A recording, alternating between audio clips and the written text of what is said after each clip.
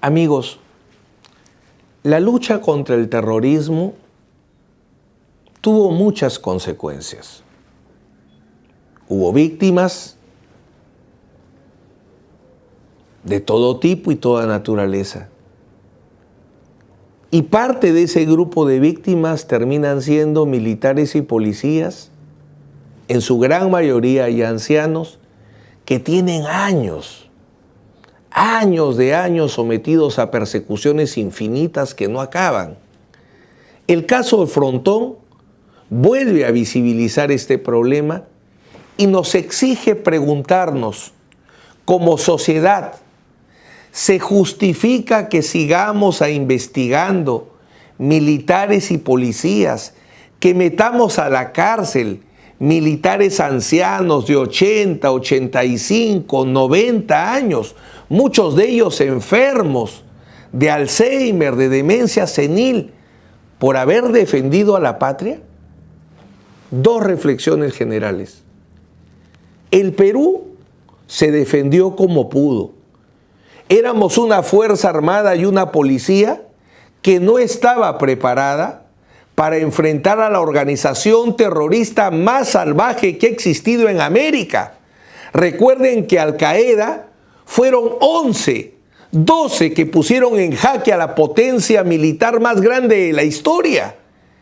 La Horda de Sendero Luminoso y el MRTA eran centenares que obligaron a que un país que no tenía un ejército profesional, porque los militares se les sacaba de la puerta del estadio por no tener libreta electoral con la leva y se les enviaba a Ayacucho, y con 1 o 2 meses de preparación se les enviaba a enfrentar al terrorismo. No teníamos un ejército profesional. El ejército solo se había preparado para luchar contra el Ecuador y contra Chile, solo para la guerra convencional. Por eso es que cuando fuimos aprendiendo con los años, logramos atrapar a Abimael Guzmán sin un solo balazo. Me acuerdo cuando venían de otros países a querer enseñarnos cómo se lucha contra el terrorismo, y yo le preguntaba, y ahí está en el juicio de Fujimori, le preguntaba a los expertos internacionales: ¿en tu país los líderes terroristas fueron a la justicia? No, todos fueron aniquilados. Ninguno llegó a tribunales.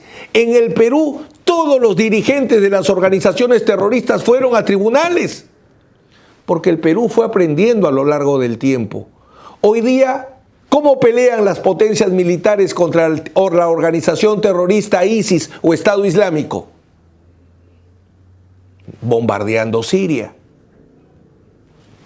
O si no, ¿cómo Colombia terminó arreglando su problema con las FARC, organización vinculada con el narcotráfico?